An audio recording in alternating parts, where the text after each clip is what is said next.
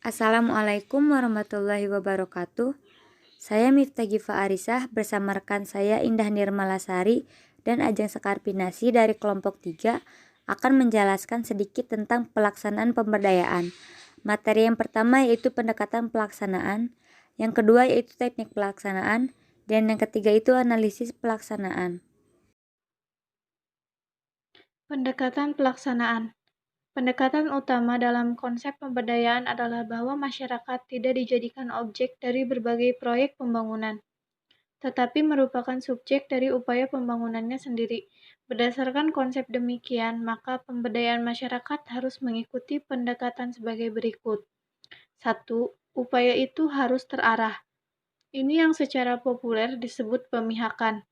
Ia ditunjukkan langsung kepada yang memerlukan, dengan program yang dirancang untuk mengatasi masalahnya dan sesuai kebutuhannya. 2. Program ini harus langsung mengikut sertakan atau bahkan dilaksanakan oleh masyarakat yang menjadi sasaran.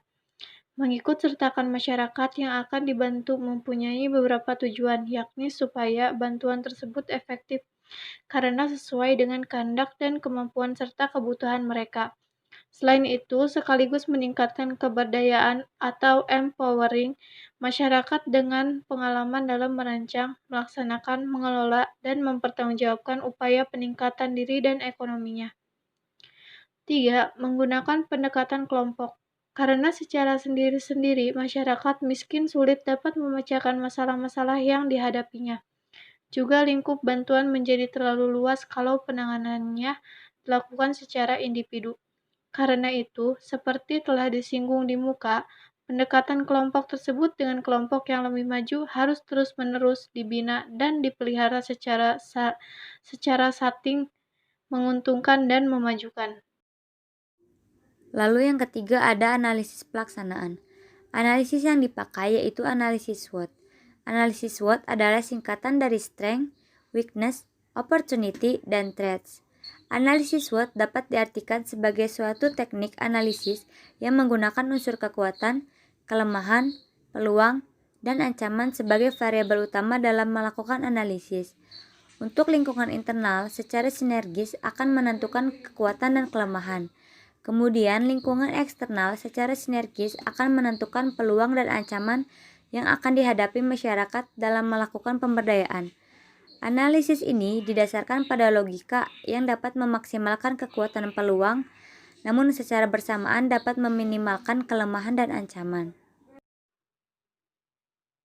Pendekatan pelaksanaan.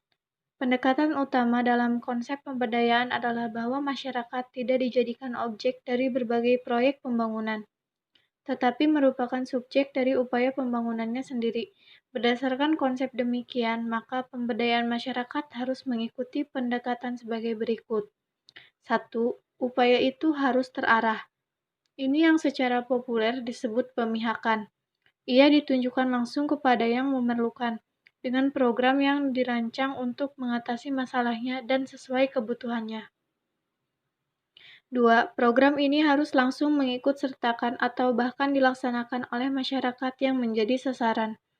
Mengikut sertakan masyarakat yang akan dibantu mempunyai beberapa tujuan, yakni supaya bantuan tersebut efektif karena sesuai dengan kehendak dan kemampuan serta kebutuhan mereka.